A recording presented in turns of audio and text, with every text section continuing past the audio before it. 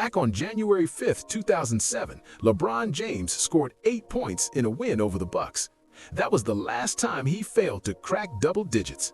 More than 11 years and 867 games later, LeBron has passed Jordan. I don't think so. LeBron James, by a mile, had the longest streak of games scoring in double figures. Second was Michael Jordan. So the last time LeBron didn't have double figures, January the 5th, 2007, it was a game in Milwaukee. You sure about that? In today's sports world, people act like numbers and charts decide everything, like the game is some math assignment gone wild.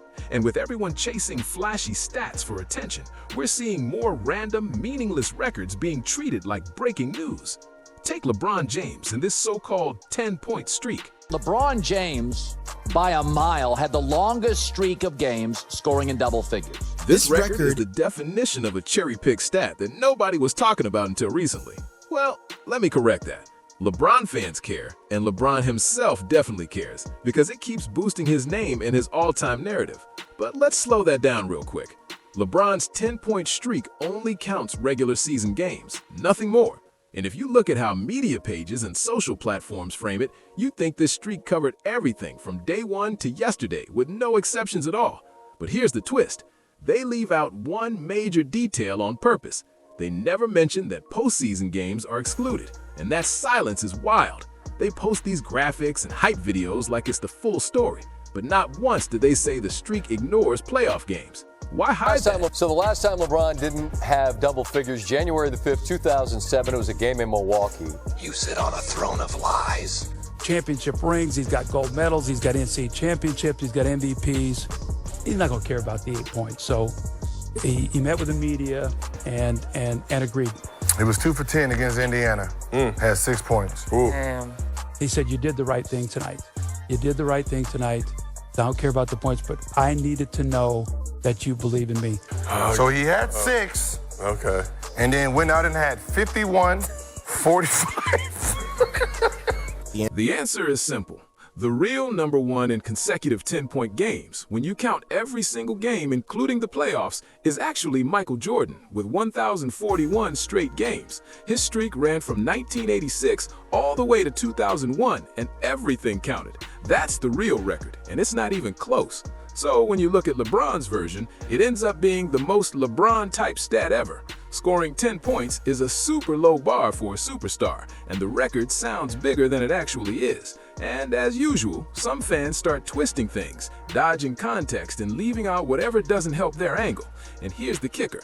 LeBron's own streak didn't even stay intact when you look at his whole career. It actually ended twice. The moment everyone remembers is Game 5 of the 2011 NBA Finals, where he finished with 8 points, a night fans still bring up today. But there's another one people forget, Game 5 against the Pacers in 2014, where he only put up 7 points. Both of those games break the streak instantly, and they're a part of the full story the media doesn't talk about.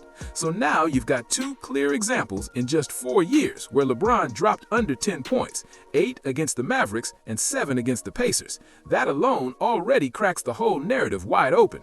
And here's what's been driving everybody up the wall lately. The last few days, LeBron fans have been repeating the same line over and over, like they rehearsed it together. They keep saying LeBron is so unselfish, that he doesn't care about stats, and that this record means nothing to him. Now that the streak has ended for you, what feelings did you have, if any, about it ending?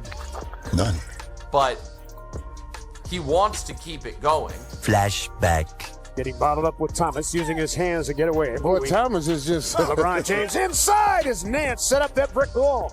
So LeBron has 10 points, and he'll be coming out to extend that streak to 873. Anyone who's watched LeBron for real knows that's not accurate. Just look back at 2018. That's when LeBron James broke Michael Jordan's streak, and the whole moment turned into a mini celebration. The game stopped, the ball was carried off as a souvenir, and it was treated like a career highlight. That's not someone who's indifferent. LeBron has been invested in numbers and viral-friendly records for a long time, and this 10-point streak fits that exact pattern. The difference is he always plays the role of the calm, humble guy who claims he's above the stat chase. But let's keep it real. If you're going to care about numbers, just own it. LeBron absolutely pays attention to these marks, and he's shown it repeatedly, especially when you look at his last two matchups against Phoenix and Toronto. In both fourth quarters, he was clearly trying to secure that 10th point. Against Phoenix, he lucked into a 3 and hit his mark. Against Toronto, the luck wasn't there. He tossed up a couple of rough shots and finished with 8. Down to 5. The 3 short, long rebound Vincent James fires a 3. What feelings did you have, if any, about his? None. That's the truth right there. No extra dressing. And when people point out this stat, all they need to do is mention the real detail that it's regular season only. If you say that up front, cool, that's honest and accurate. But when you skip that part, you're basically doing what people call lying by omission. And watching how some outlets handle it, yeah, you can see exactly what's going on. One of these networks has to know they're not telling the full truth, yet they keep pushing the same storyline like nobody will notice. They keep repeating that LeBron holds the longest 10-point streak in NBA history, even though they're leaving out the real details on purpose. And if we're talking about streaks that actually hit hard, the most impressive active one belongs to SGA out in Oklahoma City. This man has stacked 72 straight games with 20-plus points, and that includes the postseason.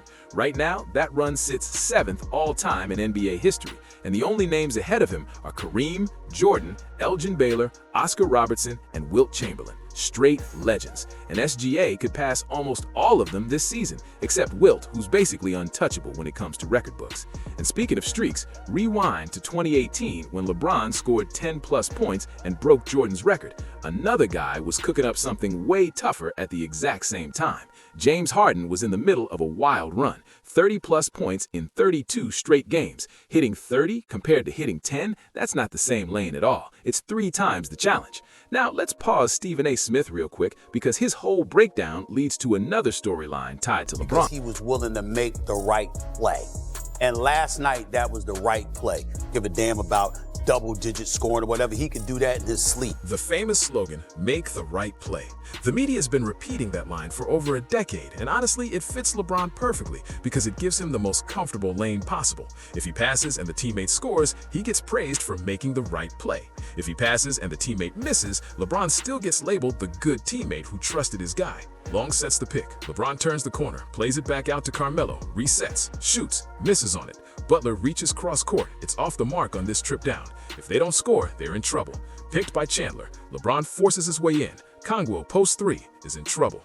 Just playing the game the right way, you always make the right play. It's the ultimate safety net for a lot of LeBron fans, and even LeBron himself. That make the right play angle becomes a win-win shield they lean on every time. But when you study his career closely, that slogan doesn't always match what happens in real moments. There are plenty of times where he deferred too much, overpassed, or stepped back from taking control when the game needed him to be the closer. So when people talk about LeBron's long-term legacy, that phrase is always going to show up. It's catchy, sure, but it doesn't always hold up when you look at the full picture. The second big claim is that LeBron is some kind of Iron Man, but when you look closer, that doesn't really hold up either. And the third thing they push non-stop is that he always puts winning above stats, which might be the biggest myth in NBA history.